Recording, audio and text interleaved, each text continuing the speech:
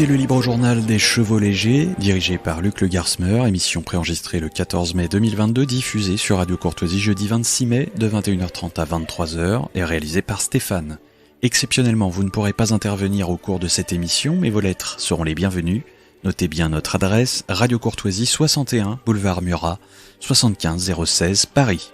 Les comités et la Convention savent comment on fait tomber la tête des rois, mais ils ignorent comment on élève leurs enfants.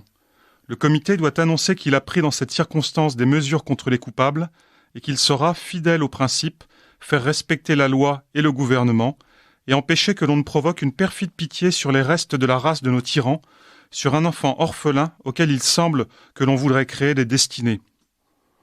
Voici ce qu'on lit dans les archives nationales, ou plutôt ce qu'a lu Dominique Sabourdin-Perrin dans les archives nationales, au sujet bien sûr d'un enfant bien connu de vous, chers auditeurs de Radio Courtoisie. Cet enfant, c'est Louis XVII, c'est le fils de Louis XVI, né en 1785 et qui mourut en 1795. Nous l'évoquons ce soir avec Dominique Sabourdin-Perrin, qui est l'auteur des Oubliés du Temple, qu'elle réédite chez Salvatore, et que nous avions déjà reçu au sujet de deux autres biographies, deux autres hagiographies, l'une consacrée à Madame Élisabeth, dont nous parlerons aussi évidemment ce soir, l'autre consacrée à Madame Clotilde, également sœur de Louis XVI. Nous recevons donc Dominique Sabourdin-Perrin, qui est historienne. Nous aurons deuxième partie d'émission Paul de Lacvivier, qui est doctorant en histoire du droit et qui est rédacteur en chef de Vexilla Galliei. Et puis en fin d'émission, nous aurons, puisque c'est l'un des bienheureux, et en particulier l'un des bienheureux français canonisés le dimanche 15 mai, nous aurons, dis-je, l'abbé Bruno Gertout, prêtre catholique, qui est l'archiviste du diocèse d'Avignon, et qui nous présentera la haute et belle figure du bienheureux, que dis-je, de Saint César de Bus. Sans plus attendre, commençons donc avec nos oubliés du Temple. Bonsoir Dominique Sabourdin-Perrin. Bonsoir.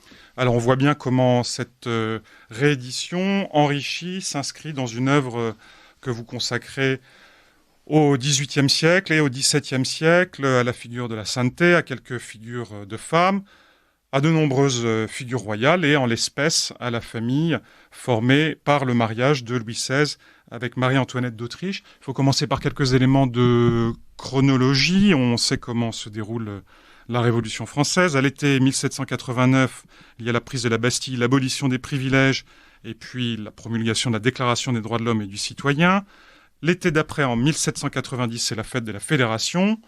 L'été suivant, en 1791, c'est l'arrestation de la famille royale à l'issue de la fuite à Varennes. Oh, ne dites pas la fuite. Pour moi, c'est le départ pour Varennes. Le départ pour Varennes. Ah oui, c'est pas une fuite. Bon, c'est malheureusement le terme le plus couramment retenu par l'historiographie, mais je ne devrais pas lui prêter foi. Le départ pour Varennes. Oui, parce que Louis XVI avait l'intention d'aller à la frontière et de diriger de là et de revenir. Donc, c'est pas une fuite. Alors, le départ pour Varennes. Oui. Le départ pour Varennes en 1792. À l'été 1793, c'est la terreur.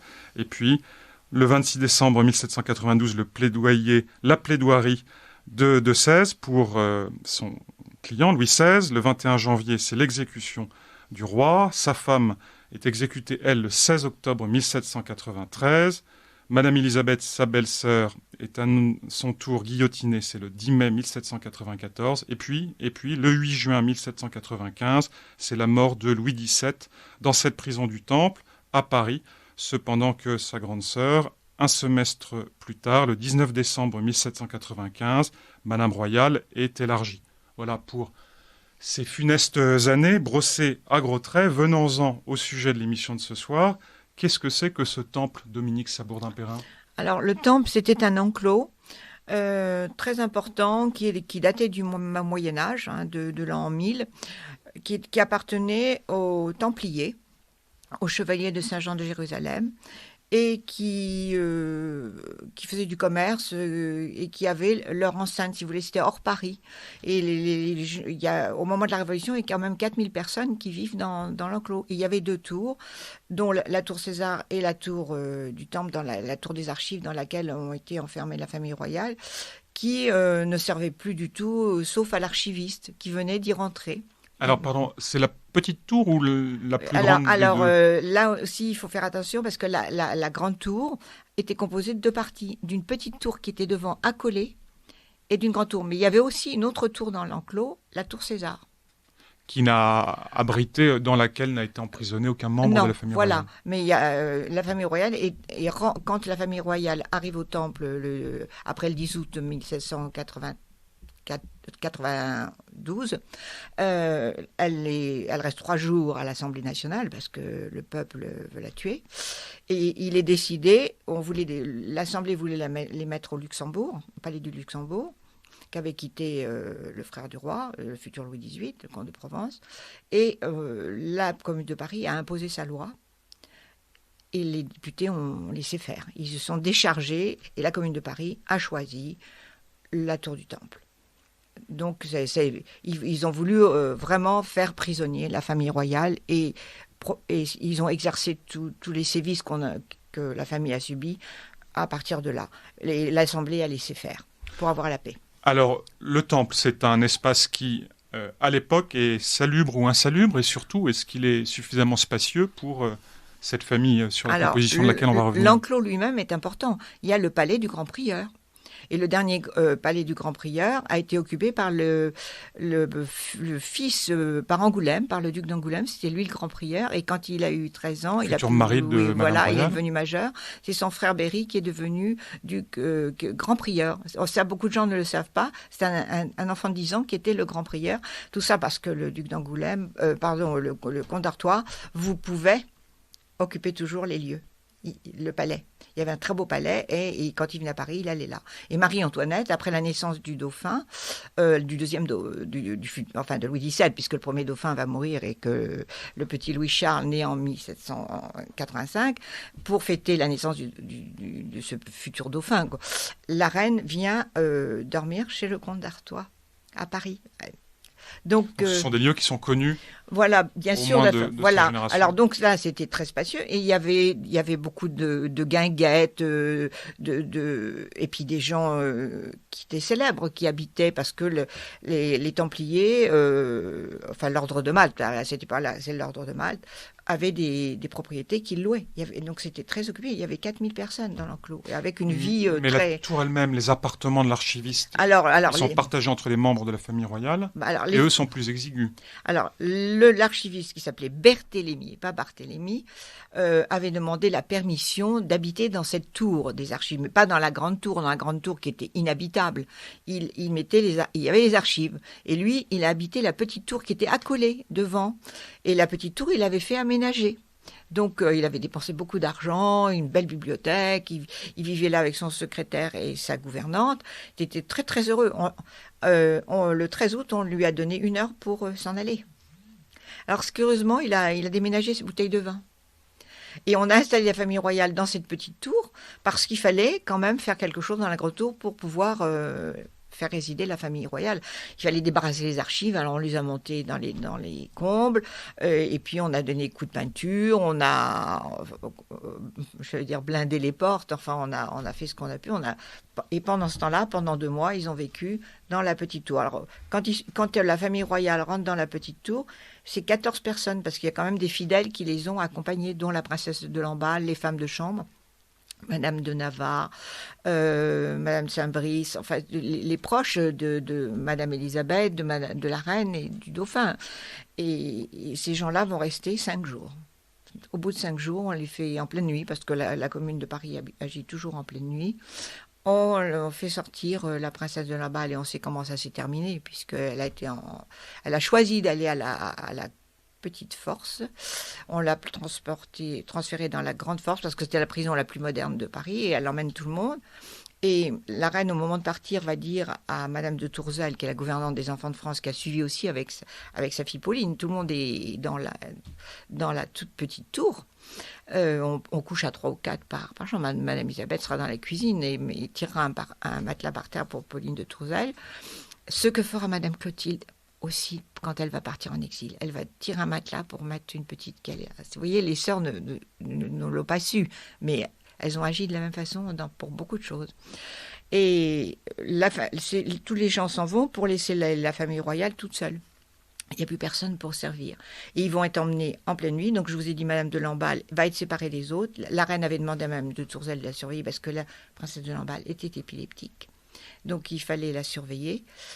Madame de Lamballe va être écartée et va être emmenée de la petite force à la grande force. La petite force, c'était les femmes, on l'emmène à la grande force. Elle est jugée en 2-3 mouvements. Elle sort de la prison et on la massacre dans la rue. Et elle est lynchée. Alors, la famille royale finit par gagner la grande tour. Petit à petit. Mais elle part avec des valets, notamment Cléry et Hue. Ah, alors ça a été assez difficile aussi. Donc le transfert de la famille royale s'est fait en 2 temps. On a séparé Louis XVI de sa famille et à cette occasion-là, on va aussi commencer à jouer avec l'enfant, avec le dauphin, qu'on sépare du père de la mère. On va envoyer le dauphin avec son père. Donc Marie-Antoinette et Louis XVI vont obtenir d'un certain Simon, qui est le responsable du Conseil du Temple, qui sera plus tard le gardien de l'enfant, qui s'est laissé attendrir quand même qu'ils se retrouvent pour le déjeuner, qui passent la journée pratiquement ensemble. Et la plupart du temps, durant la journée, il y a les femmes au premier étage. Ah, elles ne sont pas encore là. C'est au mois d'octobre. Les femmes le roi va partir en septembre dans la Grande Tour. Et les femmes, que le 29 octobre, les femmes vont entrer dans la Grande Tour. Mais le roi et son fils, dès le début, sont au 3e étage, relégués au 3e étage. Ah, 3e étage, c'était dans la petite tour.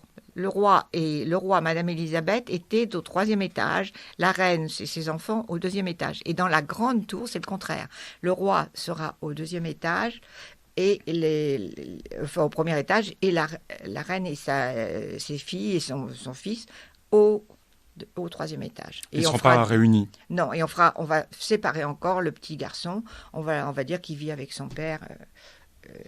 On sépare, la mère ne le voit pas la nuit, ne l'a plus la nuit. Alors est-ce que c'est salubre puisque non. La grande tour a été aménagée, en tout cas elle est vidée en tout ou partie? Vous imaginez des murs de 2,5 mètres d'épaisseur, jamais personne n'a vécu là-dedans, c'était que des archives, les araignées, les rats, tout courait partout. Hein. Quand on voit dans les comptes le nombre de fois où il faut nettoyer les matelas, désinfecter, et ce qu'on ne fera pas quand le petit garçon va rester tout seul.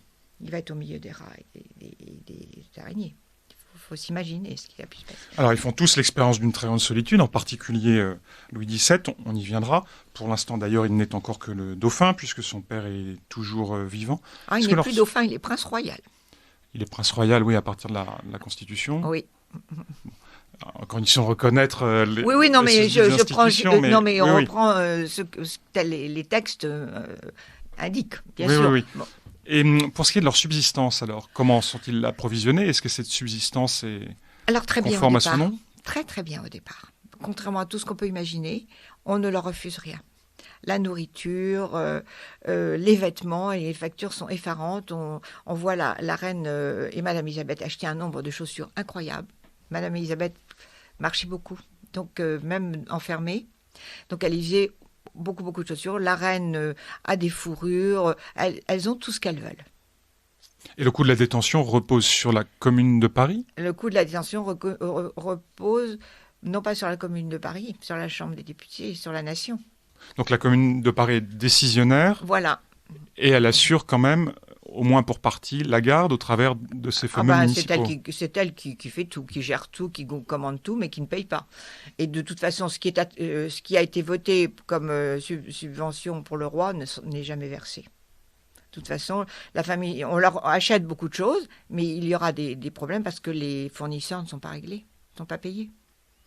Donc ils se retournent contre la Commune de Paris et la Commune de Paris se retourne contre l'Assemblée législative et la Convention, pas contre la Commune de Paris. Et ces fournisseurs, pour certains, n'ont jamais été payés. Ça, alors vous dire, il y a des dettes. Il y en a qui ont été payés et il y en a qui seront payés à très longue échéance. Par exemple, sans être fournisseur, l'archiviste Berthélémy va demander quand même des compensations. Parce que dans la petite tour, ce sont ses meubles. Le roi va se fournir dans sa bibliothèque. Il va demander des compensations. Il mettra un temps infini à recevoir. Il en recevra, mais pas au prix ou à sa juste valeur. Et ce qui reste, c'est au musée Carnavalet. Les quelques meubles qui restent que l'État a gardés. Mais il ne sera pas complètement indemnisé. Et beaucoup de gens, tous les bâtiments qui ont été autour de la tour du Temple ont été démolis. On a mis les gens dehors. Il y a un architecte qui s'appelle Perrard, dans sa maison, il avait toutes ses maquettes, enfin c'était aménagé. pas été indemnisés. Et les fournisseurs en linge, en alimentation, en vin au début?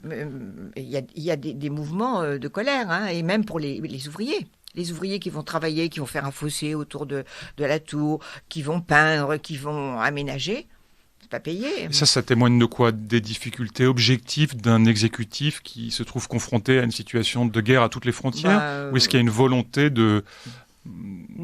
d'oublier en quelque sorte cette famille royale, une espèce de malaise de gouvernement? Je pense qu'au départ, s'ils sont dépassés, l'Assemblée, la Commune, tout le monde est dépassé. La Commune va s'acharner, la Commune va être volontaire pour restreindre, et on va en parler, ça, au fur et à mesure, elle va tout arrêter.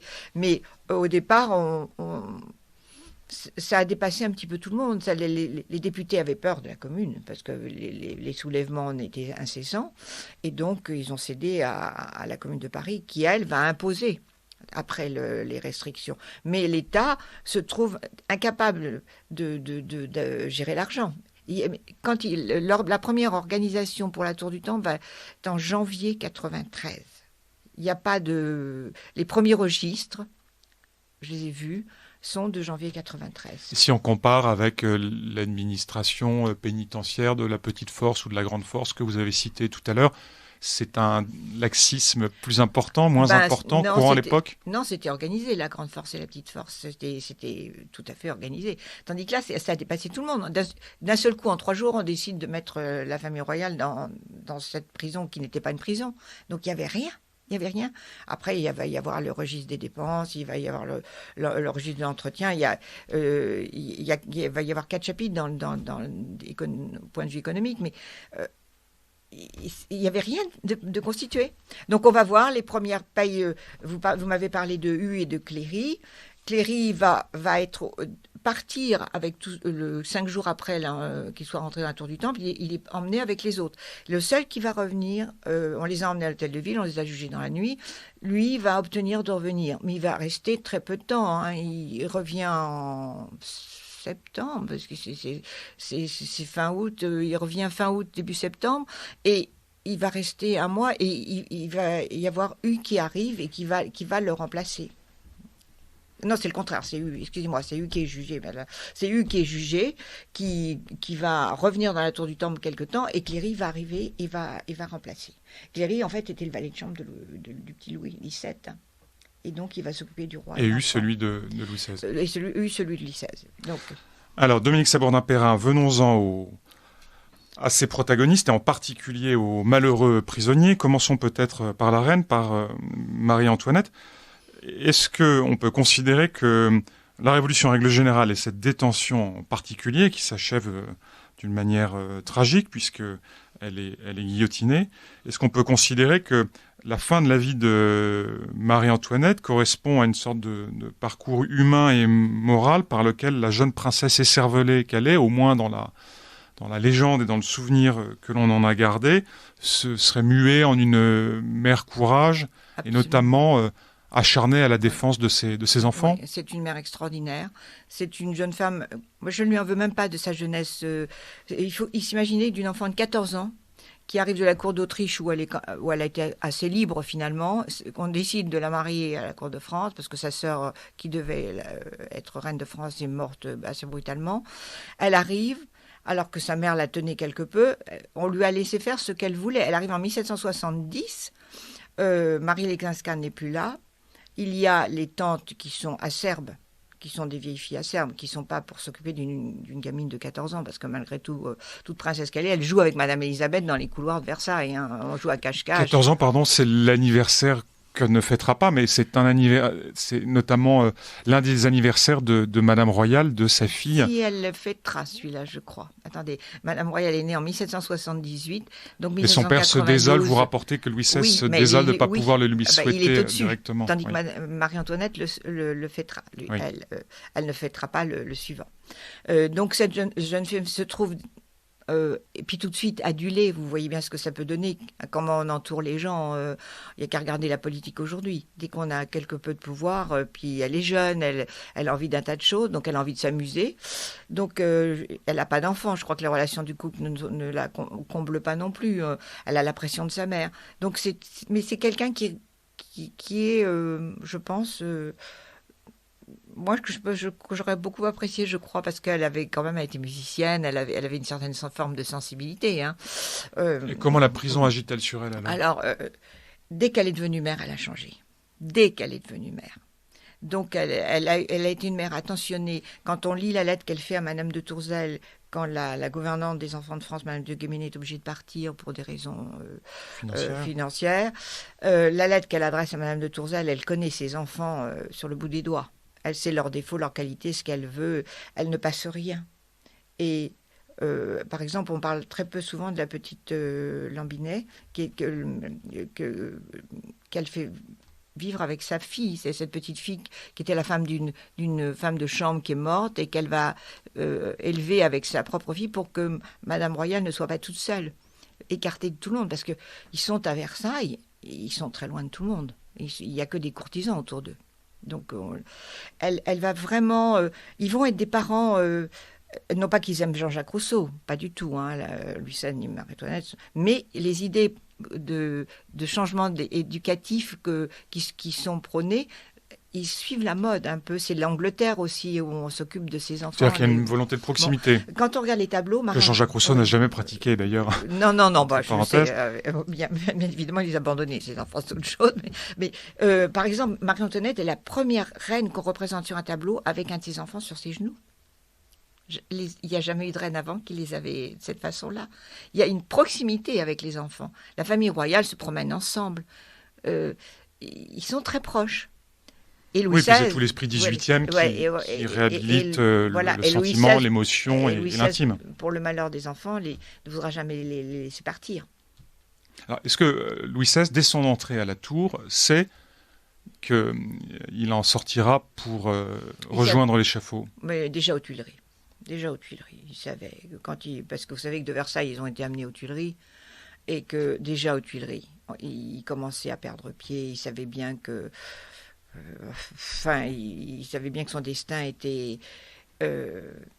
Pourquoi dit-il à Madame Elisabeth à plusieurs reprises de partir ? Pourquoi fait-il partir les siens, tous ses frères, ses tantes ? Il a voulu que Madame Elisabeth s'en aille. Il savait très bien que ça finirait mal, mais je crois qu'il y a un sentiment du devoir. Et c'est pour ça que quand il espérait, je pense, en partant pour Varennes, pouvoir reprendre le pouvoir de la frontière, vous voyez, et c'était ça, en fait. C'est pour ça que une opération de réassurance. Oui, j'ai bien compris. Non, voilà, je suis très fautif, Dominique Sévrin-Napper. Donc, je pense que c'est... Mais une fois qu'il a été dans la tour du Temple, il le savait, il l'a dit à Malesherbes. Hein. Et il l'a caché à ses enfants ? Il ne les voyait pas. De toute façon, il était séparé de ses enfants, il ne les voyait pas. Il voit le dauphin, mais le dauphin, il a quel âge ? 7 ans. Début. Comment voulez-vous qu'il parle de ça ? Le petit garçon a eu quand même sentiment au moment du procès, parce que Madame Elisabeth, Marie-Antoinette était en train de passer des petits papiers avec le roi, tout ça. L'enfant se rendait bien compte qu'il se passait des choses. Et le petit garçon a décidé un jour de partir. Il voulait passer la porte de l'appartement où il était. Et le garde va l'empêcher. Et il va lui dire, monsieur, laissez-moi sortir, je veux parler au peuple. Je vais lui dire que papa va pas mourir, que mon papa est bon. Donc il en a fait sentiment, l'enfant. Mais je ne pense pas qu'on le lui ait dit comme ça. Hein. En tout cas, il y a d'abord, comme vous l'avez dit, des qualités d'éducateur chez Louis XVI. Et notamment une volonté de donner une éducation à son fils. Il y prête beaucoup d'intérêt, beaucoup d'attention. Absolument, et Marie-Antoinette aussi. Marie-Antoinette donnera la première place dès que Louis XVI va être mort. La première chose qu'elles vont faire toutes les trois femmes, Madame Royale, Madame Marie-Antoinette et Madame Elisabeth, c'est de se mettre à genoux et de mettre le petit garçon devant eux pour dire voilà Louis XVII.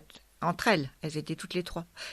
Et Madame Royale, quand il y aura eu des faux dauphins, demandera toujours les quelques-uns qu'elle a pu évoquer, qu'est-ce qui s'est passé dans la tour du Temple. Pour leur faire raconter cette scène-là ? Cette scène-là. Et donc, personne ne pouvait la raconter. C'est une scène de légitimité, profondément française, institutionnellement. Oui, mais les faux dauphins n'étaient pas là. Donc, ils ne pouvaient pas le savoir. Ce qui frappe aussi chez Louis XVI et chez d'autres membres de cette famille, c'est leur aspect très faiblement vindicatif. Il y a même un rejet de la vengeance. Et dans une scène particulièrement touchante que vous nous rapportez des mémoires de Madame de Tourzel, je crois, il semble que le roi Louis XVI est interdit à sa famille de se venger. Oui. Il le dit dans son testament. Il ne faut pas chercher à le venger. Et je crois que la douceur, parce que Madame Clotilde, qui est la sœur oubliée de Louis XVI, parce qu'elle était partie pour Turin, qui a échappé en quelque sorte, elle va souffrir d'une autre manière, est caractérisée par sa douceur. Elle aussi. Donc c'était dans la famille. La seule qui soit peut-être un peu révoltée, c'est Madame Élisabeth, qui a toujours été douce et tout pendant qu'elle était à Versailles, qui va avoir des moments de révolte, mais ferme pendant la Révolution. C'est la seule qui va oser faire peur aux municipaux. Les municipaux sont les gardiens. Et elle leur tiendra tête. Elle défendra la famille. C'est elle l'avocat, c'est elle qui devient le roi en quelque sorte. Et elle va avoir du caractère. Alors elle a 30 ans. Elle meurt le jour de ses 30 ans. Elle a 30 ans le 3 mai et elle meurt le 10 mai. Le jour de la mort de son grand-père, Louis XV.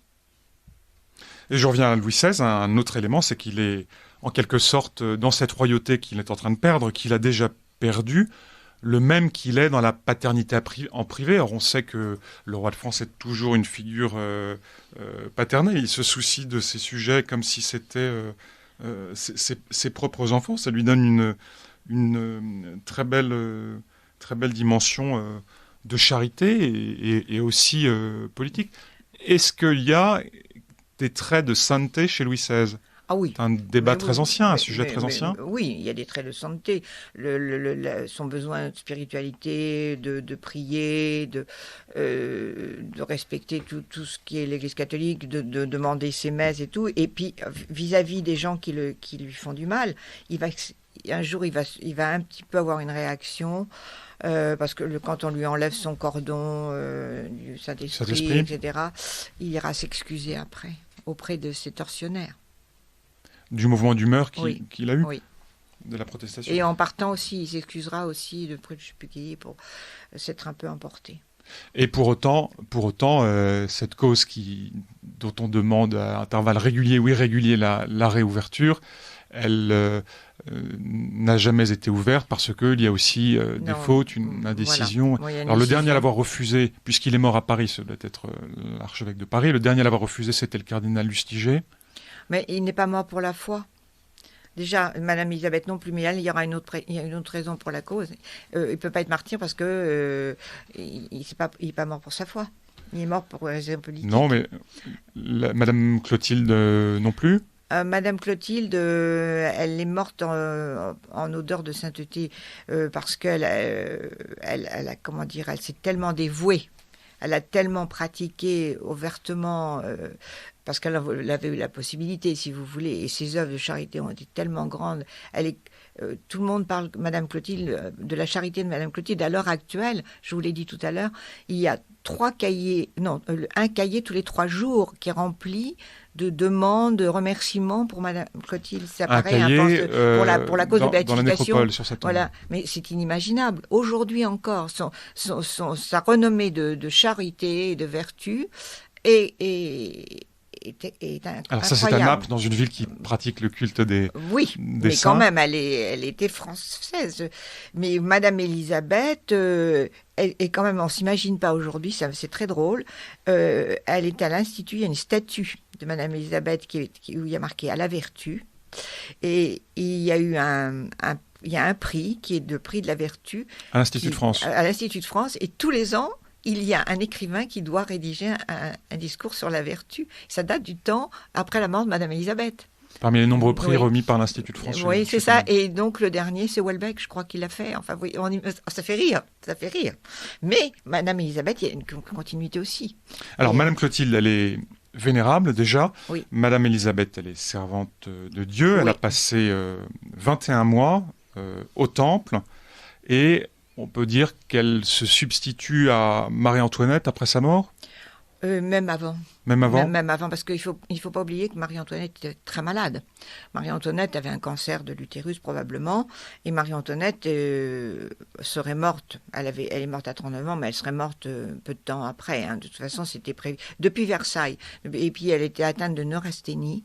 Dans les ordonnances, on voit qu'elle prenait du laudanum, et que c'était absolument donné par les médecins. Donc, elle était vraiment pas bien, Marie-Antoinette.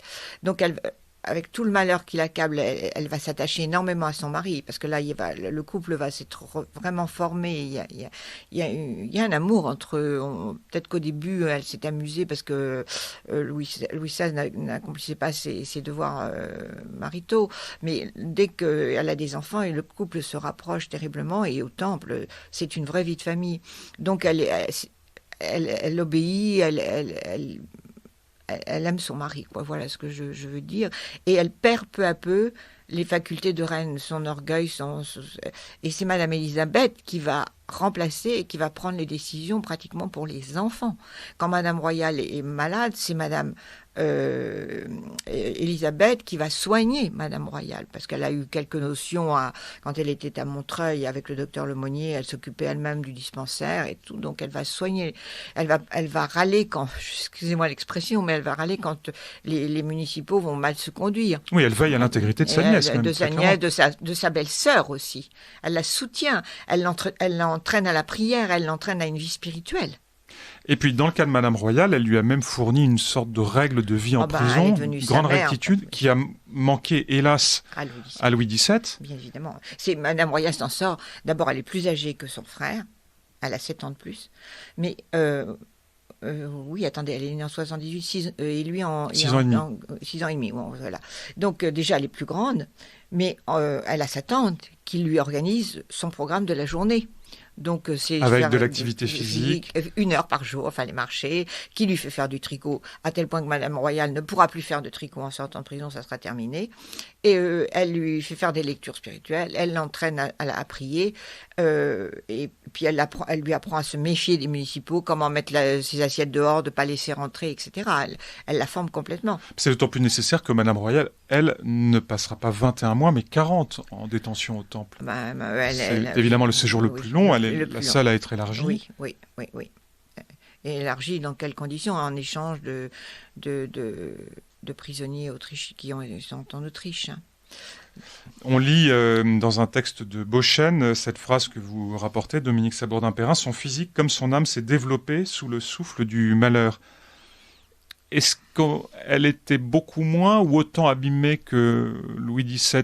Le terme est assez vulgaire, mais, comment est-elle sortie au moral de cette si longue détention? Je pense que ça a été une vie très pesante pour tout le reste de sa vie. On dit qu'elle n'a plus joué de musique. Bon, d'accord.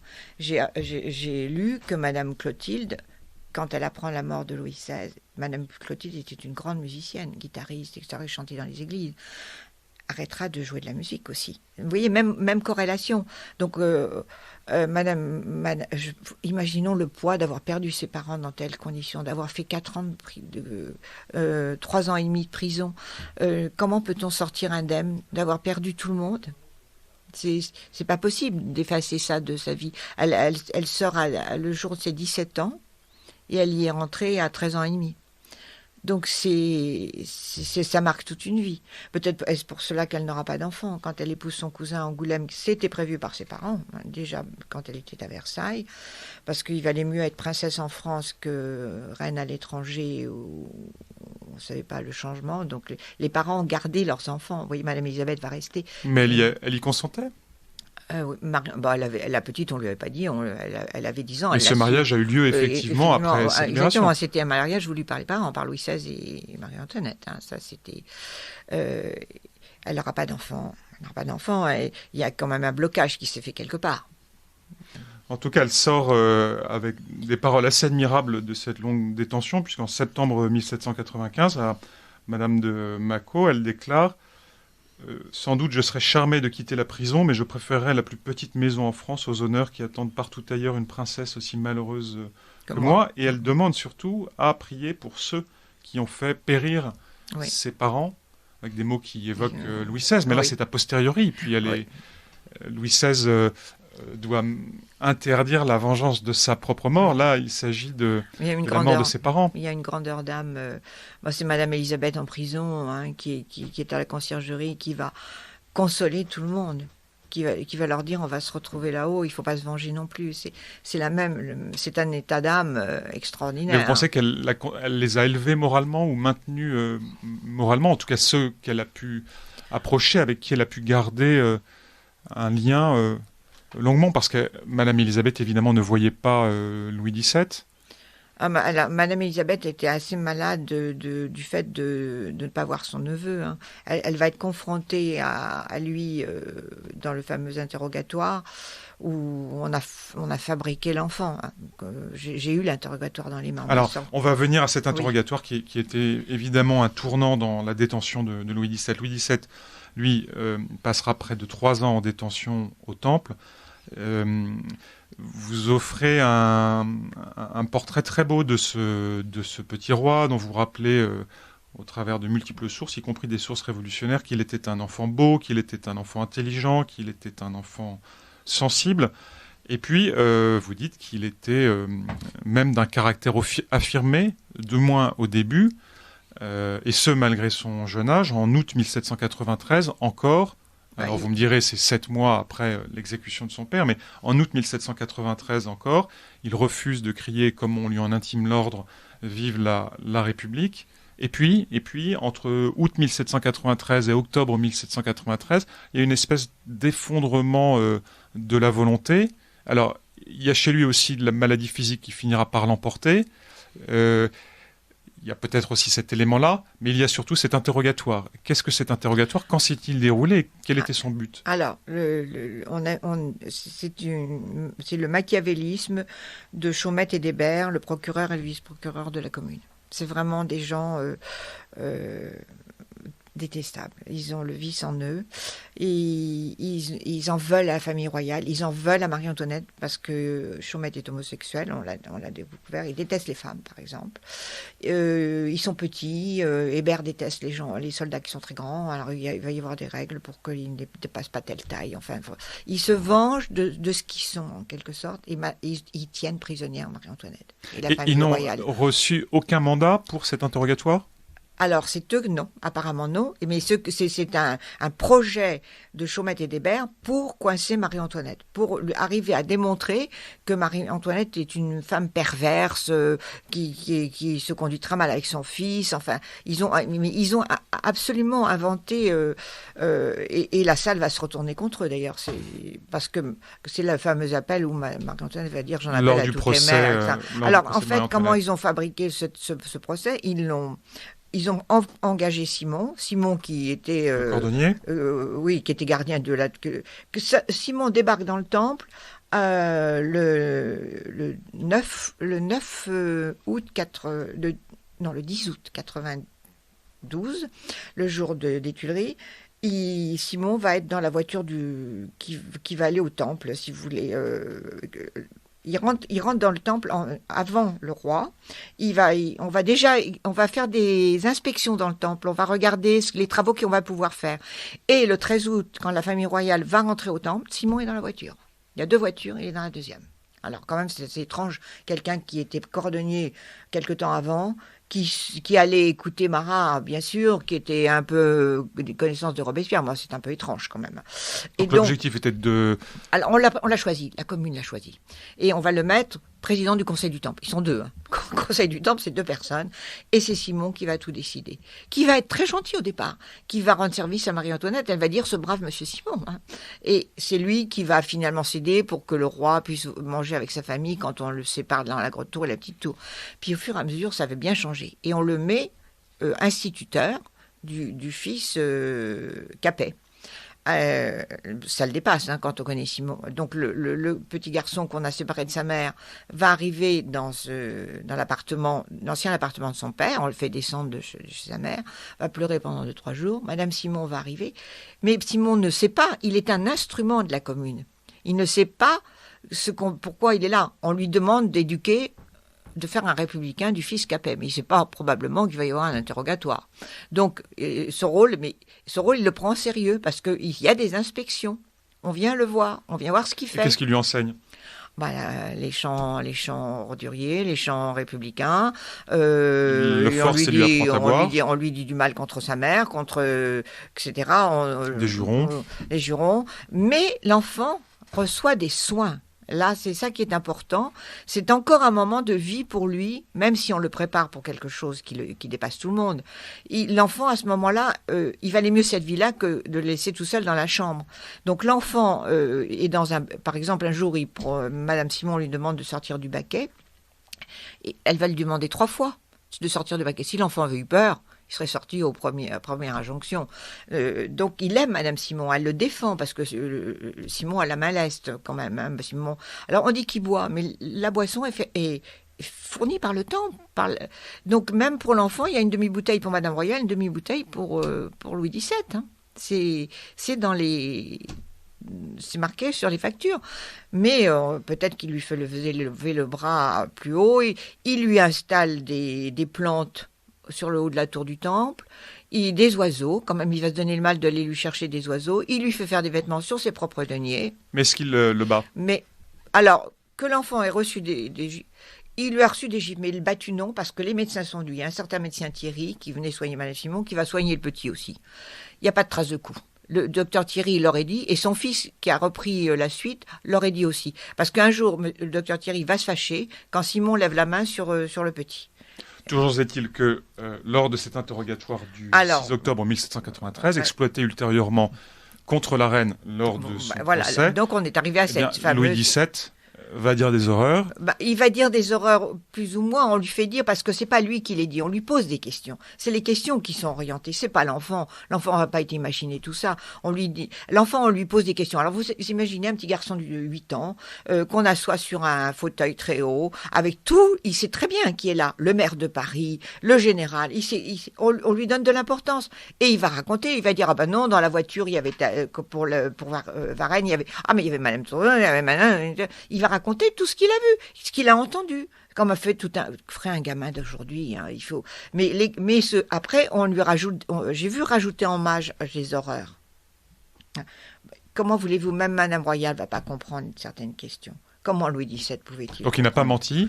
Il n'a pas menti. Il a été babillard. Hein. Il a raconté. Et il n'a pas porté d'accusation terrible. Non, mais non, on lui a fait dire. Mais alors. Pour vous montrer que c'était bien pesé, on fait venir Madame Royale qui, pendant 3 heures, rougit, ne sait plus quoi faire. Quant à Madame Elisabeth, elle va être horrifiée de voir ce qu'on a fait dire à son neveu, et elle va remonter. Elle va pas vouloir répondre au tribunal. Mais la Commune de Paris se débarrasse de Simon après. On n'a plus besoin de Simon. Et là, c'est le long tunnel de l'abrutissement presque de l'animalisation de 1794, de janvier à juillet. C'est la solitude, l'obscurité. Voilà. Les animaux, parfois, il est obligé de se relever de sa couche et de dormir à sa table parce que les animaux lui disputent le lit. Bon, mais ça, je vais le redire parce que je vous en ai parlé tout à l'heure. L'éditeur m'a demandé de faire un livre sur Louis XVII que je ne voulais pas faire parce qu'il y a tellement de livres. Et en fait, c'est un plaidoyer pour Louis XVII. Voilà, il va s'appeler comme ça. Parce qu'il connaît une véritable passion. Parce que cet enfant, il n'y a aucune plainte. Il n'y a rien contre lui. Et il a passé de l'âge de 4 ans et demi à pratiquement 10 ans sa vie prisonnier.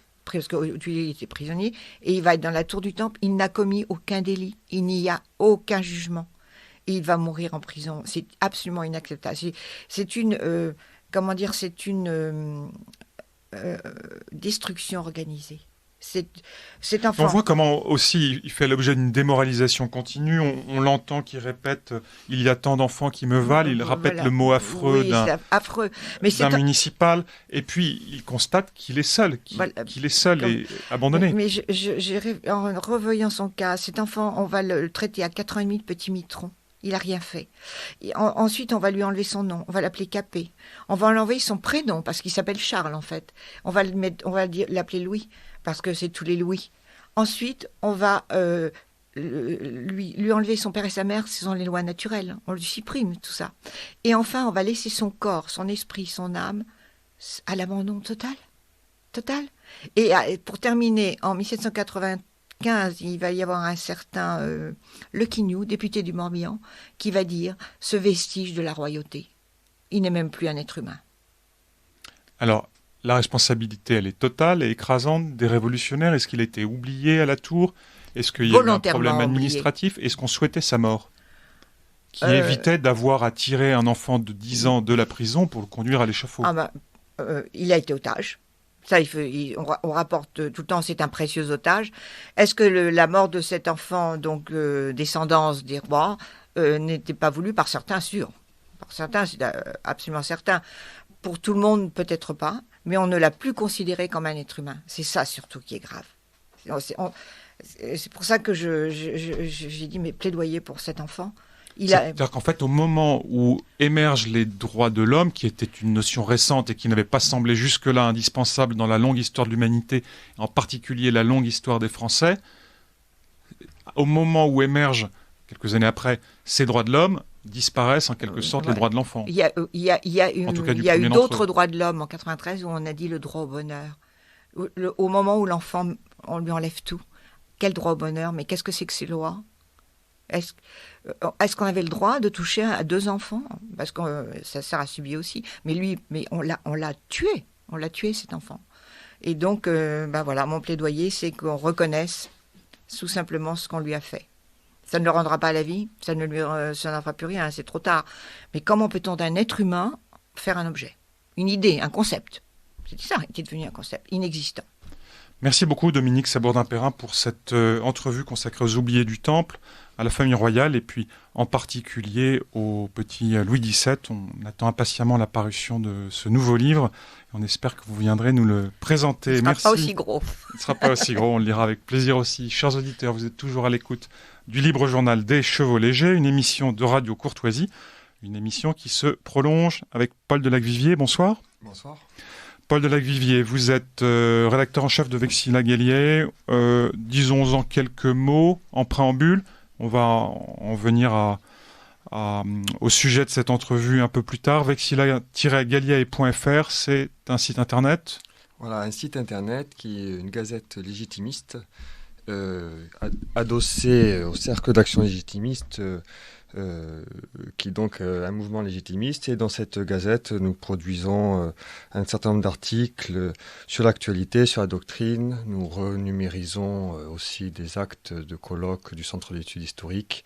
Et nous avons des contributeurs comme le père Jean-François Thomas, jésuite en soutane, le seul francophone peut-être qui est encore en soutane et jésuite. Et nous travaillons pour la cause légitimiste, le roi, essayer de retrouver et de présenter une vision de l'actualité et de ce qui se passe pour comprendre ce qui se passe et de donner les principes sains qui permettraient une restauration dans toutes les dimensions, dans toutes les dimensions de la société. Est-ce que vous avez des ressources en ligne d'ailleurs sur la famille royale, sur Louis XVI, sur Louis XVII ? Sur cette partie de notre histoire? Alors, donc, malheureusement, nous n'avons pas de papier encore, mais sur le site, vous pouvez chercher. Il y a énormément d'articles, il y a des ex-libris. Nous commençons à avoir une bonne bibliothèque. Donc, si vous tapez Louis XVI, Louis XVII, aussi... moteur de recherche interne. Voilà, et sont relayés aussi les événements comme les messes des associations amies ou autres. Donc oui, on trouve beaucoup d'informations, comme le testament de Louis XVI. Les messes anniversaires des exécutions et des morts de la famille royale. Alors, vous avez-vous une bonne connaissance à la fois de la royauté française, de nos institutions d'une part, et puis de l'histoire japonaise? Vous vivez au Japon depuis près de 10 ans, et vous êtes doctorant. Alors, j'ai dit en histoire du droit, en histoire des institutions, en sciences politiques. En histoire du droit. En histoire du droit, avec un sujet. Donc, l'esclavage au XVIe, XVIIe siècle au Japon. Qui vous permet évidemment d'interroger à la fois la figure du souverain et puis la dimension morale. Tout à fait, de voir qu'est-ce qui est païen, qu'est-ce qui est chrétien, qu'est-ce qui est moderne. Ça m'a permis de prendre conscience de tout un tas de choses qu'on ne voit pas forcément quand on a une royauté très chrétienne. Et notamment, et peut-être aussi de l'Occident, en tout cas de la chrétienté. Voilà, et qu'est-ce qui est là, oui, et dans ce sens-là, voilà, c'est ça. Qu'est-ce qui fait la différence entre la chrétienté, la royauté très chrétienne, et la modernité, qui une anti-chrétienté quelque part. Alors repartons, Paul Delacvivier, de ces figures de Louis XVI et surtout de Louis XVII. On a là une figure qui est celle du roi martyr ou du petit roi martyr, et puis on a une figure évidemment qui est celle du régicide. Est-ce que ces figures-là, ces motifs-là, sont également présents dans l'histoire japonaise? Alors, pas de cette façon-là, c'est-à-dire que vraiment, je prendrais le testament de Louis XVI, et quand vous avez parlé auparavant du côté non vindicatif et de la volonté de Louis XVI de demander à Louis XVII de ne pas se venger, et cette charité très chrétienne qui essaie de couper la justice, j'allais dire païenne, donc qui cherche la vengeance, n'existe pas dans le monde païen. La vengeance, c'est quelque chose de naturel. C'est-à-dire que c'est la loi du talion, voire la vendetta, le don contre don, on vous prend quelque chose, vous prenez à l'autre. Et ensuite, un équilibre de la terreur s'installe, et donc ça permet une certaine harmonie dans la société. Et puis, ces pays connaissent tous l'État pour leur bien ou pour leur mal, et donc ils ont un tiers qui intervient à un moment, une forme d'arbitrage. On sait que dans des pays non chrétiens, la vendetta a pu être éradiquée parce qu'une autorité supérieure, née de la constitution d'un État moderne, vient intervenir et l'emporte sur les lignées, les clans, les familles. Et puis, ces vendettas sont aussi associées dans la culture, également pour affirmer un peu ce que vous dites, mais je vous laisse répondre, Paul de la Vivier, elles sont aussi associées à des cultures qui sont précisément considérées comme très catholiques, la culture sicilienne, la culture corse. Tout à fait, tout à fait. Comment dire, c'est une question de la différence entre loi naturelle, quelque part, qui va être... c'est-à-dire que la charité chrétienne ne vient pas contredire la loi naturelle. Et donc la loi du talion, quelque part, c'est quelque chose de naturel. C'est une question de justice naturelle. Je vous donne quelque chose, vous avez une dette envers moi, il faut me la rendre. Donc dans la version pénale de la chose, ça peut être la vengeance. Mais pour ce qui est... Et tant qu'il y a des hommes, il y a de l'hommerie. Donc c'est pas parce que c'est un pays chrétien qu'il n'y a plus... que tout le monde devient saint. Nous le savons très bien, il suffit de regarder l'histoire et les hommes pour savoir qu'il n'y a pas que des saints dans l'histoire. Mais ce que je voulais dire, c'est que dans cet aspect loi naturelle, si vous voulez, dans une société, quand j'ai fait mes études d'histoire, j'ai découvert, donc au Japon, sur la justice en particulier, je vais vous prendre un exemple. J'ai étudié une charte du XVIe siècle d'un seigneur de la guerre qui s'appelle Imagawa. Et dans cette charte, il y a un article qui explique que quand deux personnes, en particulier donc des vassaux, disons, de sa juridiction se disputent, c'est comme ça que c'est dit, on punit les deux de peine de mort, sans chercher à savoir la raison, s'il y a une cause juste, qui a raison, qui a tort. Et donc évidemment ça règle les problèmes, plus personne ensuite ne cherche à se disputer puisque dès qu'il y a une dispute, une espèce d'équilibre par la terreur. Voilà, après si c'était appliqué ou pas c'est une autre question, mais c'est à dire que l'autorité quand elle met ça en avant, évidemment ça calme. C'est comme si moi à la maison quand j'ai mes enfants je disais je vois quelqu'un qui fait du bruit, je mets tout le monde au coin et au pain sec. C'est sûr que... Donc ça c'est l'ordre, ce n'est pas la justice, ce n'est pas un ordre juste. Ça signifie que la réception au Japon de figures comme celle de Louis XVI et à plus forte raison de Louis XVII est une réception par une forme de mépris en raison de leur absence de force. Il peut avoir ça, mais il y a les deux. Ce qui est compliqué, c'est que là, je parle du Japon médiéval, mais évidemment, le Japon actuel, c'est le Japon post-occidentalisation et après la restauration de Meiji, où il y a eu, institutionnellement parlant, une sorte de christianisation des institutions, avec, mis très clairement... dans la seconde moitié du 19e siècle, voilà, 1868. Ça, exactement.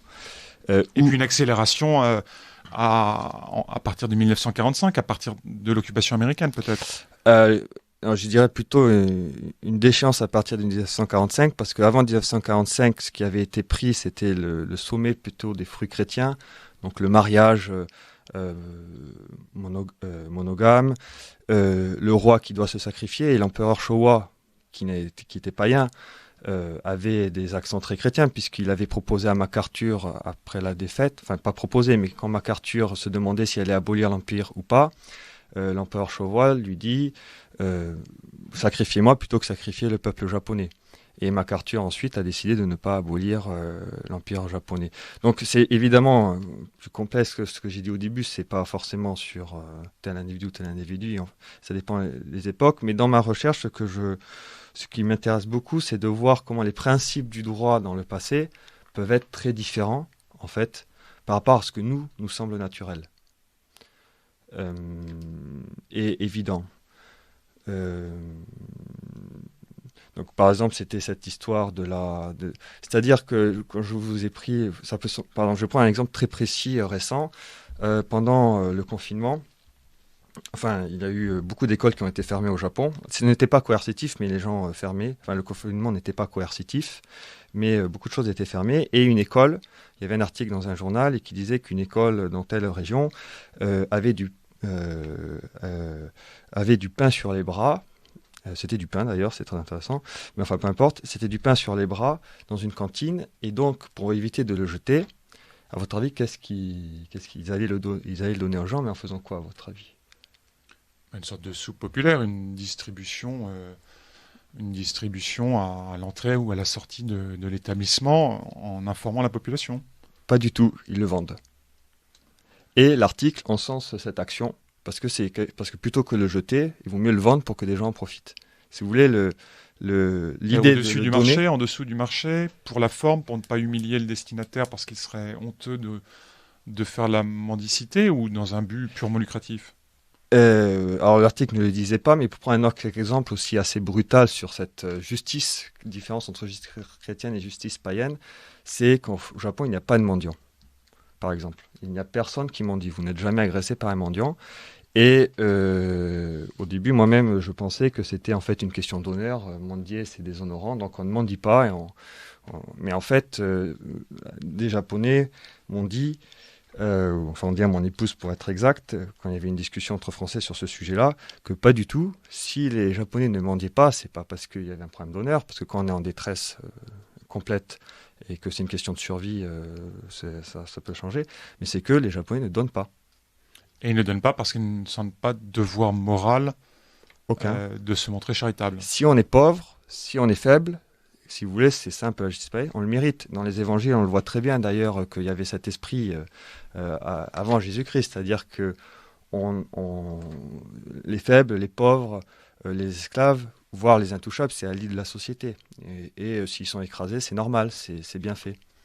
Donc il y a une sorte de discrédit moral qui, aujourd'hui encore, dans le Japon contemporain, malgré ces 150 ans d'occidentalisation, marque les comportements. Ceci évidemment sans prétendre que les pays occidentaux soient du plus moraux. Pas du tout. L'idée c'est de présenter deux matrices c'est ça, culturelles distinctes. Oui, tout à fait, puisque dans un certain sens, c'est encore pire. C'est pas la question occidentale ou pas occidentale. Moi, je vois plutôt la question de chrétienté ou anti-chrétienté. La modernité, et dans ce sens-là, est une apostasie qui est encore pire que la justice païenne, puisqu'elle est même plus naturelle. Ça devient une loi contre nature, quelque part. Oui, mais elle a quand même conservé quelques traits. Elle est née dans la civilisation chrétienne, elle en a conservé quelques traits. Tout à fait. C'est ça qui est compliqué à analyser. C'est que comme nous vivons dans une société qui était vieillement chrétienne, nous avons une inertie chrétienne, mais avec des institutions et contre nature. Alors que si vous voulez, au Japon, c'est un peu l'inverse, c'est-à-dire qu'on a mis des institutions christianisées, si vous voulez, après cette restauration, mais avec une inertie qui peut rester païenne. Alors, il y a un autre élément de l'histoire de la famille royale dans ces dernières années qui appelle peut-être comparaison, c'est le caractère de cryptarchie, de pouvoir secret. Je reviens à cette fameuse scène dont nous a parlé Dominique Sabourdin-Perrin, qui est la scène en quelque sorte d'investiture, d'avènement et de reconnaissance de cet avènement en cercle très restreint. Après l'annonce de la mort de son père, il est, selon les lois fondamentales du Royaume de France, aussitôt devenu le roi de France, et il lui succède d'ailleurs sous le nom de Louis XVII. La succession, on le sait, est instantanée et elle est reconnue comme telle par sa mère Marie-Antoinette, sa tante Élisabeth et sa sœur, Madame Élisabeth, et sa sœur Madame Royale. Mais évidemment, il n'exerce pas le pouvoir, il n'est pas même maître de lui-même dans la tour du temple. Quelle est la puissance au Japon de l'empereur aujourd'hui ? Parce que c'est une institution qui a énormément changé. Et quelle autorité exerce encore l'empereur du Japon alors que tout pouvoir exécutif lui a été retiré et, si je comprends bien, Paul de Lacvivier, qu'on a plaqué sur ce pays où l'empereur était censé descendre d'une déesse, des institutions qui sont des institutions westminstériennes, de monarchie parlementaire. Oui, tout à fait. Oui, sur la forme du régime, c'est ça qui s'est passé en 1868. Et puis, dans les, disons, intentions, c'était pour servir le bien commun, etc. Oui, alors vous avez utilisé les mots puissance et autorité. C'est des mots qui sont extrêmement difficiles. Bon, disons, ce qui est sûr, c'est que, comme on dit, et ça c'est vrai, la famille impériale du Japon est extrêmement ancienne, la plus ancienne certainement à l'heure actuelle. Simplement, il n'y a pas de loi fondamentale aussi claire que chez nous, donc à part des successions qui étaient plutôt de mal en mal, et encore que pour l'Antiquité, c'est pas toujours évident. De ce côté-là, il faudrait chercher du côté d'historiens comme Michel Rouge, qui a beaucoup analysé les sociétés franques ou barbares avant la christianisation. Il y a beaucoup de points communs, en fait, sur ces sociétés barbares pré-chrétiennes en Europe occidentale et les sociétés avant la sinisation du Japon au 8e siècle, enfin 7e siècle, 6e siècle. Donc l'autorité, aujourd'hui, l'empereur reste, et ça c'est de la loi naturelle, c'est le sommet c'est l'arc-boutant, enfin non, c'est la pierre d'angle de l'État, donc tout le monde se retrouve autour de lui. Et si personne n'est d'accord forcément sur... ça, dans ce sens-là, ça reste un père de l'État. Ça reste un père mais du si on le Japon. compare avec la reine Elisabeth II, il est beaucoup moins vu, beaucoup moins Ah connu, oui. beaucoup moins proche. Ah, tout à fait. Alors, il a été complètement... Alors, c'est doublement paradoxal, cet aspect-là, puisque dans l'histoire du Japon, pour le coup, c'est un empereur caché. Il n'est pas sorti de son palais impérial pendant toute la période entre 1600 et 1868. Et la première sortie de l'empereur, c'est juste après la Restauration, et il y a une fête nationale, alors les Japonais en général l'ont oublié, mais il y a une fête nationale qui existe, qui s'appelle aujourd'hui le Jour de la Mer, qui en fait fête la première sortie de l'empereur du palais impérial, et donc il a vu la mer, parce que Kyoto n'est pas au bord de la mer, et ça ne s'est pas passé depuis 3 Parce que siècles. l'ancienne capitale, c'est Kyoto. Voilà, c'est ça. Et c'est la première fois qu'il voyait la mer depuis 3 siècles. Enfin, Et ça, ce sont des raisons mythologiques, profondément politiques, et surtout, est-ce qu'ils ne craignaient pas, tous ces empereurs du Japon, d'être dépossédés de leur pouvoir effectif? Alors, non, puisqu'il n'avait pas de pouvoir effectif à ce moment-là, entre 1600 et 1868, puisque, bon, pour résumer la situation, pour comprendre l'histoire du Japon, il faut comprendre, disons, le balancement de la famille impériale. Il y a un sommet impérial pendant l'antique, enfin, on dirait disons, entre le 7e et le 11e siècle, où là, de l'ère chrétienne. voilà, et petit à petit, l'empereur de l'ère chrétienne, l'empereur va perdre de plus en plus de prérogatives au profit de ce qu'on appelle les guerriers, enfin les samouraïs, tout ce que vous voulez, seigneurs de la guerre. Et en fait, il y a un bas complet au 15e siècle, au 16e siècle, dû à une division de la cour en deux. Et en 1600, c'est les nouveaux maîtres du Japon réduisent l'empereur au minimum. Mais c'est là où il y a une particularité pour ça qui est très très très japonaise, c'est que l'empereur est dépouillé, se dépouille de tout pouvoir, il ne garde que l'autorité nominale. C'est-à-dire, en pratique, il fait le calendrier. Souvent, on a dit que c'était même si il faut le prendre juste de façon analogique, le pape du Japon. Si vous voulez. Il ne peut, sauf que le pape pouvait faire des choses dans ces terres, mais je veux dire d'un point de vue calendrier, il donnait des titres de noblesse antique qui n'avaient plus aucun contenu pratique. Est-ce qu'il investit le gouvernement? Pendant cette période 1600-1868, il y a eu des balancements. Au début, c'était vraiment, si vous voulez, le shogun qui disait tout, et c'était à peine formellement l'empereur qui quand même investissait le shogun, mais vraiment du bout des lèvres. Mais sur la fin de la période, quand le gouvernement shogunal n'arrive plus à gérer ce qui se passe avec l'extérieur, ils reviennent à la légitimité antérieure en redonnant des responsabilités, parce qu'en fait, ils n'arrivent plus vraiment à gérer ce qui se passe. Donc, ils vont demander à l'empereur ce qu'il faut faire. Mais il s'est passé 2 siècles et demi, c'est pas le même contexte. Voilà. Et dans ce contexte-là, oui. Pardon de vous couper, Paul de la Vivier, est-ce que la rupture de 1945, c'est vraiment l'application du système westminstérien, ou est-ce que ça correspondait aussi à toute l'histoire de l'affaiblissement de l'empereur depuis de nombreux siècles. Alors, en 1868, l'empereur récupère toutes les prérogatives, mais c'est ça qui est intéressant en histoire, c'est que malgré ces sortes de révolutions de restauration, les inerties continuent, et effectivement, même si sur le papier c'était une monarchie très puissante entre 1868 et 1945, en pratique, l'empereur ne décidait de rien, en fait, donc cette inertie continuait, à part la paix, à part justement des choses qui étaient royales, disons, puisque c'est lui qui va décider de la paix en 1945, et après 1945, effectivement, comme vous dites, il y a dans ce sens-là un certain retour à une situation antérieure, mais qui est aussi très différente et qui évidemment ne correspond pas à la situation de l'an 1000. Si vous voulez, chaque époque là-bas, c'est pas une simple adaptation au réel. Il y a eu plusieurs matrices. Il y a un côté chamanique, il y a un côté très culte des ancêtres. Donc, l'empereur du Japon, dans ce sens-là, était sacré et avait un rôle de... il était nécessaire, pratiquement de façon cosmologique, pour que le Japon tienne. C'était un peu ça. Il est sacré, il n'est pas divin. Quelle différence faites-vous entre sacré et divin ? Ah non, c'est ma question, c'est moi qui pose la question, Paul de Lacvivier. Non, est-ce que son ascendance est toujours jugée divine ou partiellement divine ? Oui, c'est ça. Enfin, comme c'est nominalement, enfin, plus personne n'y croit si vous voulez, parce que c'est des... Mais évidemment, c'est comme chez les Francs, les empereurs sont réputés être descendants des dieux. Voilà. Comme Clovis était réputé être descendant des dieux, de ces dieux païens. Et il y a toujours dans le protocole, dans l'étiquette, des traits qui sont des traits d'adoration, de vénération, presque d'idolâtrie ? Non, tout a été dépouillé. Et en fait, il y a le côté plutôt sinisé qui a pris le pas, c'est-à-dire que l'empereur, surtout, rend un culte aux ancêtres en tant que le descendant privilégié de tous les ancêtres, si vous voulez, de tous les ancêtres du Japon.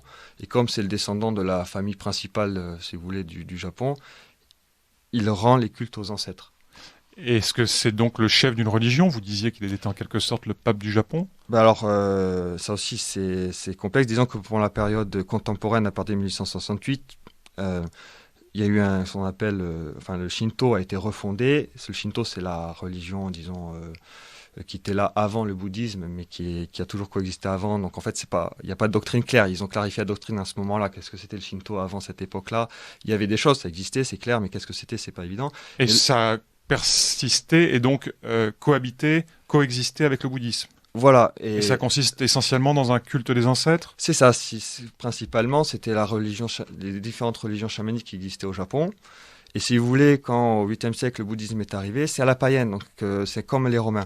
C'est-à-dire, en gros, chaque clan avait son dieu, donc l'empereur, pour essayer de mettre un peu la paix dans les gens, il préférait demander au dieu bouddhique qui était étranger, donc qui n'avait pas de couleur politique, si vous voulez, d'un point de vue local. Et on demande au dieu le plus offrant. Et puis dans l'histoire, en tout cas, ce qui est intéressant, c'est qu'à partir du Moyen-Âge japonais, à partir du 11e, 10e, c'est... tous les rites qui sont autour de la cour sont essentiellement bouddhisants, avec plein de syncrétisme. Et c'est en 1868 où on efface tout ce qui est bouddhique de la face, disons, officielle, et tout devient shinto, refondé sur des textes, parfois des cérémonies qui datent du 12e ou du 11e siècle et qui ont été interrompues pendant plus d'un demi-millénaire.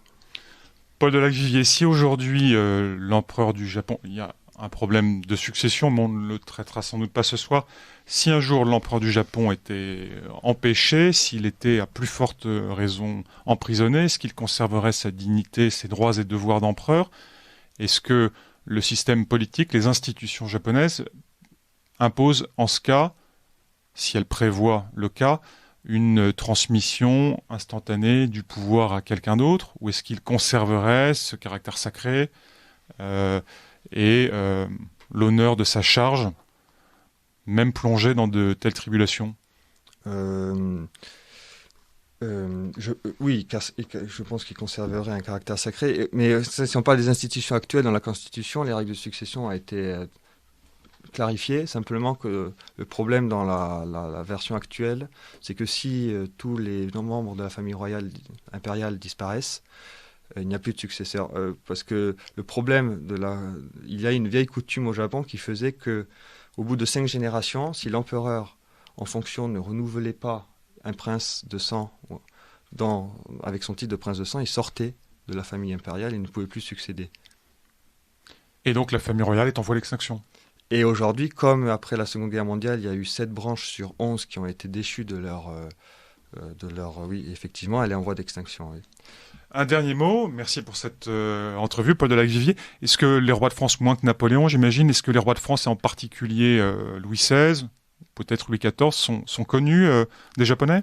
Alors, Marie-Antoinette est extrêmement connue des Japonais. Il y a Marie-Antoinette et Jeanne d'Arc. Ce sont... Deux personnages de femmes. Oui, effectivement.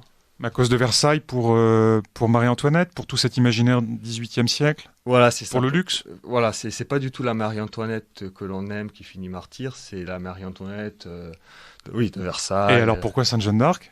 Et alors, la vision de Sainte Jeanne, il y a des choses très sérieuses qui se font, mais la vision générale de Sainte Jeanne d'Arc, c'est la femme sorcière qui se fait brûler, qui prend l'armure et les épées.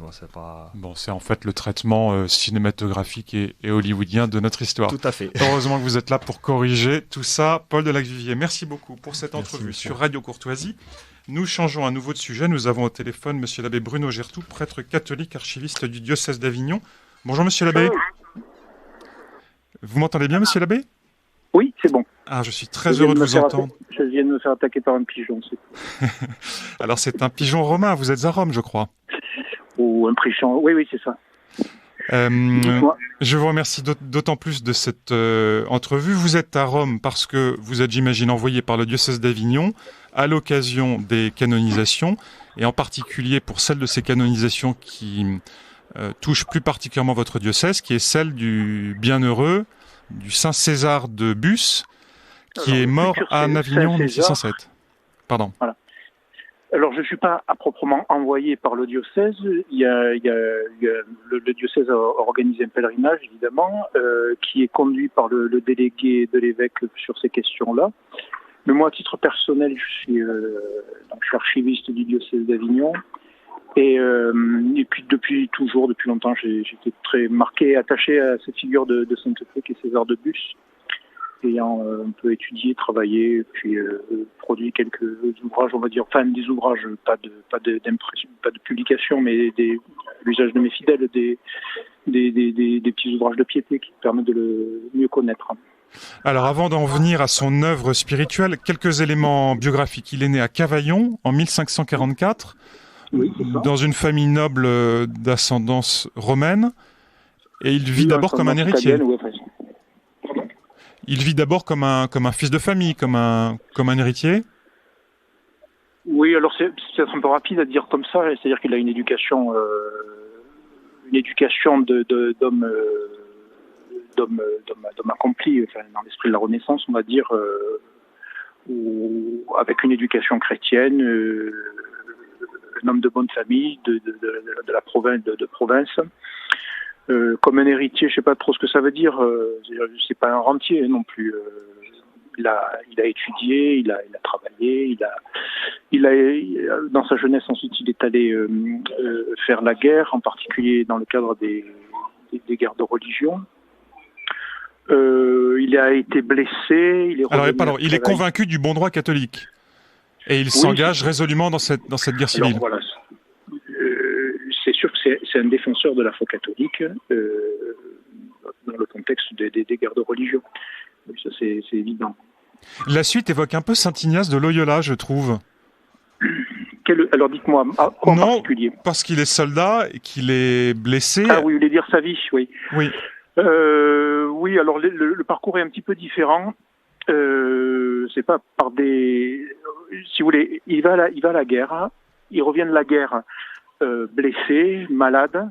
Il revient à Cavaillon alors que c'était un jeune homme rayonnant, épanoui, cultivé, apprécié, généreux.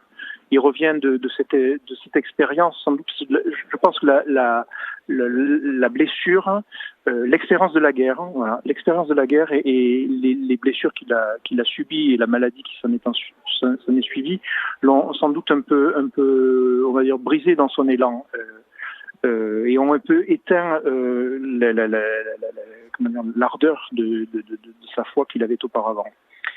Ensuite, revenu à Cavaillon, il suit ensuite son frère à la cour de France, où là aussi Il vit sans doute, assurément, enfin, on comprend qu'il vit des déceptions. C'est un jeune homme brillant, intelligent, cultivé, créatif, du point de vue de l'art, de la poésie, du chant, de la peinture même. Sans doute tout ça c'est très apprécié, mais il y brûle peut-être un petit peu ses ailes. Et là aussi, il revient à Cavaillon déçu, désabusé, jeune homme, oui, jeunesse un peu éteinte, un peu brisée. Et là, c'est pas dans des livres qu'il va trouver la foi, le retour vers Dieu, mais c'est plutôt par le témoignage d'une sainte femme à Cavaillon, Antoinette Reveillarde, une sainte femme fervente, avec une grande intelligence de la foi, un sens de l'engagement, un sens du bien, et qui se donne un peu pour mission de sauver cette âme, et qui s'y emploie avec persévérance, et je pense qu'elle aura marqué sa physionomie spirituelle, même dans sa façon de faire. Alors elle insiste beaucoup pour le faire lire, pour lui faire lire des passages de la Sainte Écriture et des vies de saints, et à travers cela, le cœur de César de Bus est touché. C'est-à-dire que le jeune homme un peu éteint, la flamme se rallume. Et là, c'est un tournant. Et après, en 1575, il y a un jubilé qui est célébré. Là, il va rencontrer un père jésuite à Avignon, le père Péquet. Il se confesse. Et là commence son cheminement qui le conduira à l'ordination. Je m'interromps peut-être. Oui, alors il est ordonné prêtre en 1582. Il a abandonné ses biens, il a choisi les ordres. Il est nommé chanoine dans le comtat venessin. Et c'est là où cette vocation qu'il semblait chercher, il la trouve enfin, puisque non seulement il entre dans les ordres, mais il va devenir un grand catéchiste. C'est peut-être ce qu'il convient de retenir le plus de Saint César de Bus, c'est qu'il fut un grand catéchiste. Je crois que sa vocation, il l'a déjà trouvée, quand même. Mais elle va se préciser. Ce qui est sûr, c'est que d'abord, il quitte la maison familiale, étant prêtre. Il s'installe, étant chanoine, c'est-à-dire que pour lui, c'est des revenus qu'il a. Il s'installe dans le cloître de la cathédrale, dans un premier temps. Ensuite, il va s'installer à l'ermitage Saint-Jacques, qui est au-dessus de la ville, qui n'est pas un ermitage très éloigné de la ville de Cavaillon, où les gens peuvent se rendre assez facilement, en 15-20 minutes, on y est à pied depuis le centre-ville, et où reçoit beaucoup de monde, où il y consacre sa vie à la prière, mais à la prédication, l'accompagnement spirituel. Il fabrique des objets de piété qu'il distribue, il édifie. Je crois que dans les premiers temps de son ministère, le jour de son ordination sacerdotale, en août 1582, il commence sa vie de prêtre le soir même en allant prêcher à l'église dominicaine. Et là aussi, c'est marquant, c'est-à-dire ça va être un grand prédicateur. Un ardent prédicateur, avec ce souci non pas simplement d'enseigner, de prêcher, mais de permettre à chacun de découvrir le Christ et de vivre de cette grâce de Dieu. Et ce qui marque cet homme, c'est de voir que dans son entourage, que ce soit des petites gens, des gens pauvres, des gens du peuple, ou que ce soit des gens de la société, de la bonne société, on va dire, des gens cultivés, tous ont une grande méconnaissance de la foi. Une grande méconnaissance. Alors, ils ont sans doute des habitudes chrétiennes, ils ont sans doute des valeurs chrétiennes, on va dire, selon ce mot qui me paraît trompeur. Mais au fond, c'est des apparences, ce sont des choses superficielles, méconnues ou superstitieuses, même pire. Et là, sa grande œuvre, ça va être de faire la doctrine, d'enseigner la doctrine. Alors, pour bien comprendre, puisque c'est la congrégation qui va fonder, les prêtres de la doctrine chrétienne, ce mot peut être un peu mal connoté pour nous. En provençal, quand on dit faire la doctrine, ça veut dire faire le catéchisme, transmettre la foi, enseigner la foi. Et c'est ce à quoi il va s'employer, en essayant de redonner les éléments fondamentaux de la foi chrétienne à travers notamment la prière, le credo, donc la profession de foi, la prière de Notre Père, le Je vous salue Marie, et pour redonner des éléments structurants fondamentaux à la fois du peuple. Donc on pourrait dire qu'il modernise beaucoup la pastorale avec un souci d'exactitude théologique, un souci constant de formation religieuse de ses ouailles. Oui. Ce qui est marquant dans ces œuvres, les œuvres qui nous sont transmises, c'est-à-dire les instructions familières sur les 4 parties du catéchisme romain, qui sont des œuvres qui ont été imprimées tardivement, au milieu du XVIIe siècle, alors qu'il est mort en tout début du XVIIe siècle. Ce qui est marquant, c'est un style assez libre, parlé. Il y a une certaine structuration, le tout structuré, on va dire, par des questions-réponses, mais la question suscite une réponse qui est longue. Ou ça, c'est comme dans le catéchisme à travers du des Concile de Trente. citations, à travers de nombreux exemples, à travers notamment l'exemple de la vie des saints, eh bien, il transmet le cœur de la foi, cette doctrine la plus juste, la plus catholique, évidemment. Et dans quelle langue? En français. En français dès la fin du XVIe siècle. Oui, pas en il y a du provençal. français, il y a du provençal. En tout cas, les instructions familières sont transmises en français. Il n'y a pas de, moi, j'ai pas de souvenir de documents qui nous aient été transmis en provençal. Et la congrégation qu'il forme, donc celle des doctrinaires, poursuit cette œuvre, qui est une œuvre tournée particulièrement dans la pastorale vers le public populaire, vers le public le moins instruit, ou en tout cas vers la totalité des fidèles. Et elle va développer cette œuvre avec le même charisme de catéchisme. Alors, les petits, évidemment, sont concernés, mais c'est pas seulement les petits, c'est pas seulement les pauvres. La bonne société s'y accourt aux prédications. Quand ils s'installent à Avignon, à partir de 1595, la bonne population cherche, attend, espère de cet enseignement. Et les plus grands parmi les saints, et là je pense à Saint François de Sales, ont une grande dévotion pour César de Bus. L'histoire raconte que Saint François de Sales étant venu à Avignon l'année de sa propre mort, c'est-à-dire en 1622, il vient prier dans l'église où est enterré César de Bus. Alors selon les histoires, soit qu'on lui ait présenté, soit qu'il ait le demandé. En tout cas, au lieu de célébrer avec un ornement noir, il va célébrer avec un ornement blanc. C'est-à-dire, au lieu de célébrer pour un défunt, il célèbre comme s'il célébrait la mémoire d'un confesseur. Et il a assumé en disant César de Bus est un confesseur de la foi, c'est en tant que tel que je veux l'honorer. Alors c'était pas un culte public, mais on voit qu'il y a une grande estime des plus grands saints pour César de Bus, le cardinal Bérulle aussi, puis d'autres. C'est ceux qui me viennent à l'esprit, les cardinals Joyeuse.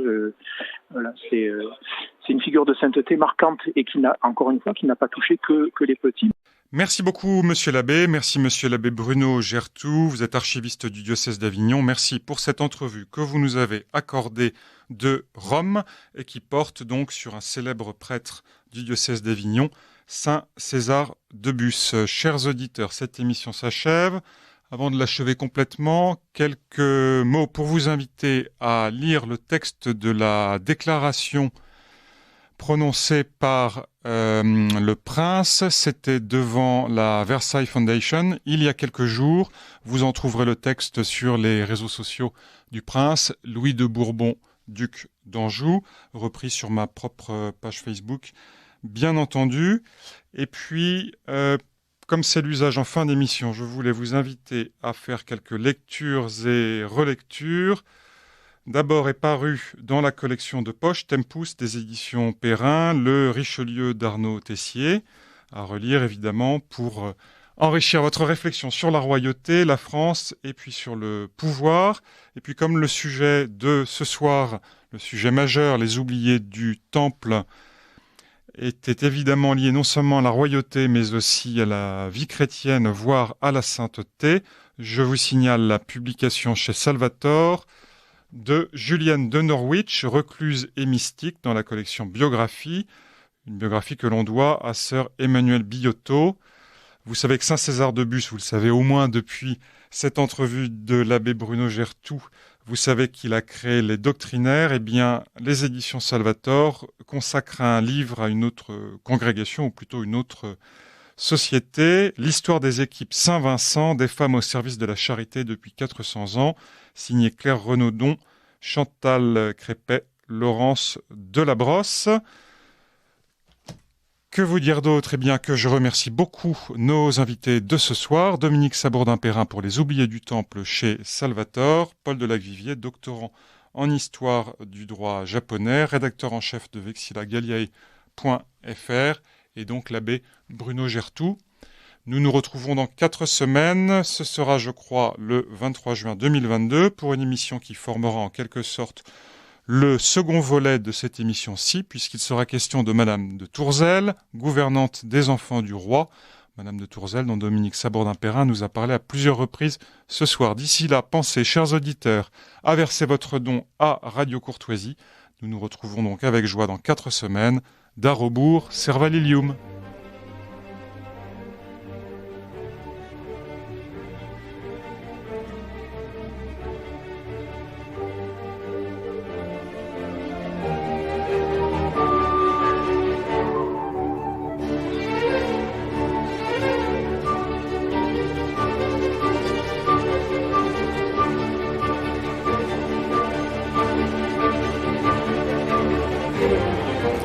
Vous venez d'entendre le libre journal des chevaux légers dirigé par Luc Le Garsmer, émission préenregistrée le 14 mai 2022, diffusée sur Radio Courtoisie jeudi 26 mai de 21h30 à 23h et réalisée par Stéphane.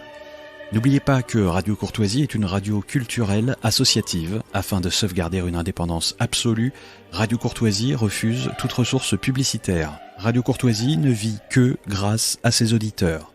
Aidez-nous à demeurer libres, rendez-vous sur soutenir.radiocourtoisie.fr et accédez à l'ensemble de nos archives à partir de 5 € par an.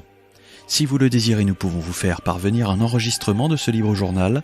Commandez le CD-ROM pour le prix franc de port de 9 € ou 6 € seulement si vous êtes adhérent de notre association. Je vous rappelle notre adresse, Radio Courtoisie, 61 boulevard Murat, 75 016, Paris.